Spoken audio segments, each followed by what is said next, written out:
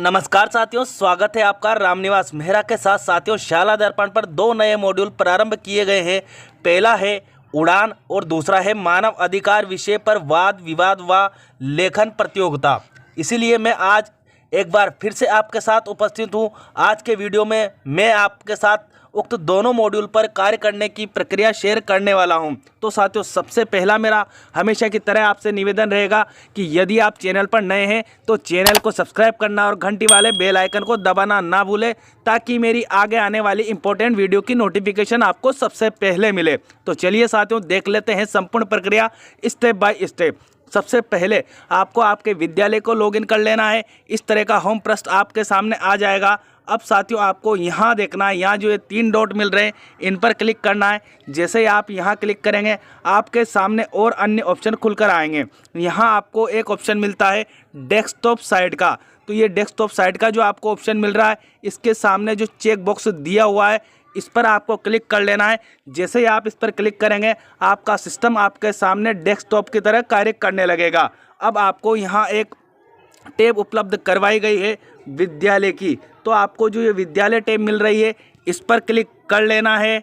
अब जो नए टैब आए हैं उनकी इन्फॉर्मेशन आपको सबसे पहले ना ऊपर ही शो होगी। उड़ान, सैनिटरी नैपकिन, प्रगति प्राप्ति। इसी के आगे एक ऑप्शन और मिलेगा आपको, उड़ान, सैनिटरी नैपकिन, प्रगति वितरण की प्रविष्टि आपको यहाँ करनी है। उसी के आगे एक ऑप्शन और यहाँ अवेलेबल करवा दिया गया है, मानव अधिकार विषय पर वाद विवाद व लेखन प्रतियोगिता। तो मैं उक्त तीनों मॉड्यूल पर आपको कार्य करने की जो प्रक्रिया है वो बताऊंगा कि आपको कैसे काम करना है। सबसे पहले हम यहाँ कार्य करेंगे उड़ान, सैनिटरी नैपकिन, प्रगति प्राप्ति। तो आपको इस वाले ऑप्शन पर क्लिक कर लेना है। अब इस तरह का होम पृष्ठ आपके सामने खुलकर आ जाएगा नीचे की ओर। अब साथियों, आपको यहाँ एक रेड कलर में इम्पोर्टेंट नोट दिया गया है, इसको ध्यान में रखना है। इसमें दिया गया है उड़ान योजना की 19/11/2021 से लॉन्चिंग के पश्चात का संपूर्ण डेटा प्रविष्ट करें। आपको ये ध्यान रखना है, जो उड़ान योजना लॉन्च हुई थी हमारी वो 19/11/2021 से लॉन्च हुई थी। तो उसके बाद आपके विद्यालय को जितने भी सैनिटरी नैपकिन या और अन्य सामग्री प्राप्त हुई है उसका डिटेल आपको यहाँ फिलअप करना है। तो आपको ये डेट ध्यान रखनी है। अब यहाँ आपको जो दिया गया है इसमें फिलअप क्या करना है वो आपको यहाँ बताया गया है। विद्यालय में सैनिटरी नैपकिन प्राप्ति की दिनांक, आपको किस दिनांक को सैनिटरी नैपकिन प्राप्त हुए हैं उसकी दिनांक आपको यहाँ लिखनी है। और उसकी आधार तिथि साथियों मैं फिर याद दिला दूँ आपको, ये ध्यान रखना है आपको कि 19/11/2021 के पश्चात जितने भी सैनिटरी नैपकिन आपको प्राप्त हुए उन सबकी एंट्री आपको यहाँ करनी है।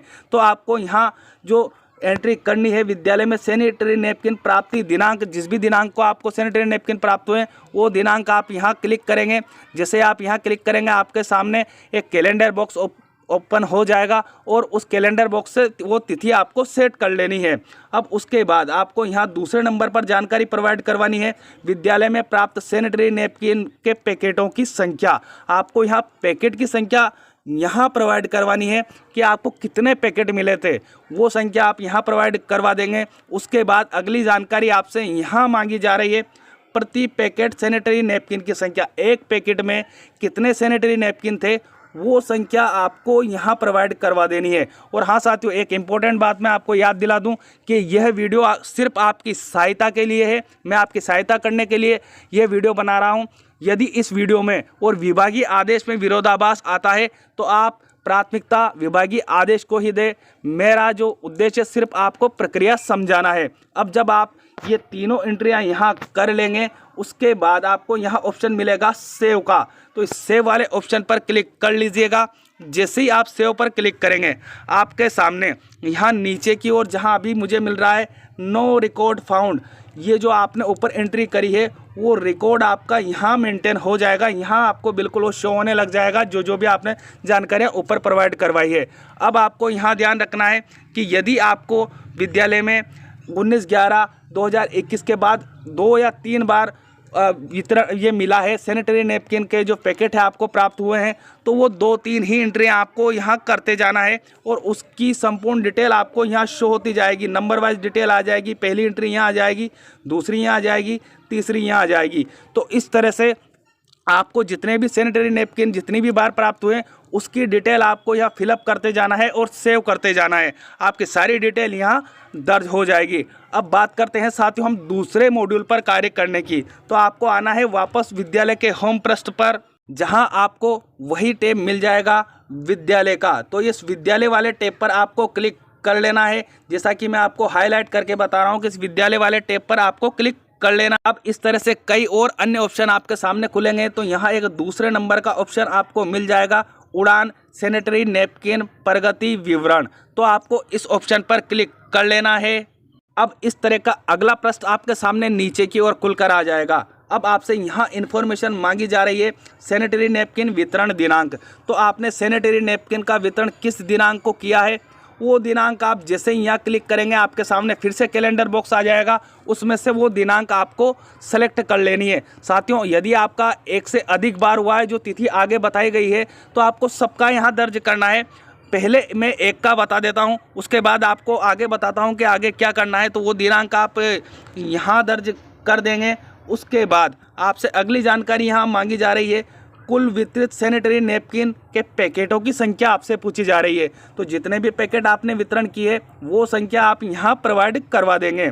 उसके बाद सबसे अंत में आपसे जानकारी मांगी गई है, वितरित किए गए पैकेट में प्रति पैकेट सैनिटरी नैपकिन, एक पैकेट में कितने सैनिटरी नैपकिन थे वो संख्या आपको यहाँ प्रोवाइड करवा देनी है। उसके बाद सबसे अंत में आपको ऑप्शन मिल जाएगा सेव का।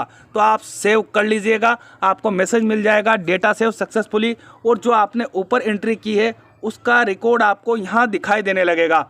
अब आपने एक से अधिक बार वितरण किया है तो आपको एक फिर से यहाँ खाली पृष्ठ ऐसा ही मिलेगा। तो आप फिर यहाँ एंट्री कर दीजिएगा, जिस भी तिथि को आपने वितरण किया है वो तिथि यहाँ एंटर कर लीजिएगा, और जो भी जानकारी आपसे यहाँ मांगी जा रही है उन जानकारियों को फिलअप कर दीजिएगा और फिर से सेव पर क्लिक कर लीजिएगा। तो आपके सामने यहाँ दूसरे नंबर की डिटेल भी, जैसे पहले नंबर की यहाँ आ जाएगी, फिर दूसरे नंबर की यहाँ आ जाएगी। तो जितनी भी बार आपने वितरण किया है वो सारी डिटेल आपको यहाँ नीचे दिखाई देगी। तो इस तरह साथियों आपको जो उड़ान योजना के 2 नए मॉड्यूल प्रारंभ किए उन पर कार्य करना है। अब बात करते हैं हम तीसरे मॉड्यूल की, जो वाद विवाद और लेखन प्रतियोगिता से संबंधित है, उस पर आपको कार्य कैसे करना है। तो उसके लिए आपको यहाँ आ जाना है वापस विद्यालय पर। विद्यालय जो टैब आपको दी हुई है इसी पर क्लिक कर लेना है। अब आपको यहाँ फिर से कई अन्य ऑप्शन मिलेंगे। यहाँ एक ऑप्शन आपको अवेलेबल करवाया हुआ है, मानव अधिकार विषय पर वाद विवाद व लेखन प्रतियोगिता। तो आप इस ऑप्शन पर क्लिक कर लीजिएगा। जैसे ही आप उक्त ऑप्शन पर क्लिक करेंगे आपके सामने और अन्य ऑप्शन खुलकर आएंगे। तो यहाँ आपको कहा जा रहा है सबसे पहले सत्र सेलेक्ट करने के लिए, तो आप यहाँ क्लिक कर लीजिएगा। जैसे ही आप यहाँ क्लिक करेंगे आपके सामने सत्र की इन्फॉर्मेशन खुलकर आ जाएगी। तो आपने जिस भी सत्र में वाद विवाद प्रतियोगिता का आयोजन किया है, जैसे अभी मैं आपको एक एग्जाम्पल बता रहा हूँ कि 2022 में किया है, तो आप यहाँ 2022 सेलेक्ट कर लेंगे। उसके बाद आपको यहाँ जो सेलेक्ट करने के लिए कहा जा रहा है वो कहा जा रहा है मानव अधिकार परीक्षा का प्रकार।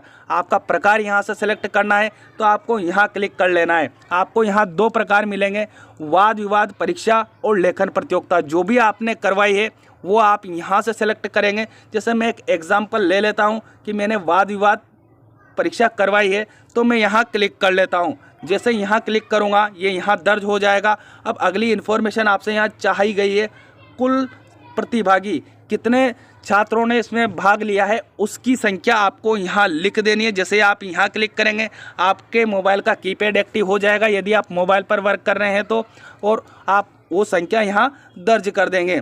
उसके बाद आपको यहाँ बताया गया है प्रथम स्थान किसने प्राप्त किया है उस छात्र का नाम आपको यहाँ लिख देना है। और साथियों एक चीज़ और, आप छात्र का नाम लिख दें, छात्र के नेम के पीछे कोष्टक में छात्र की NIC ID भी लिख सकते हैं।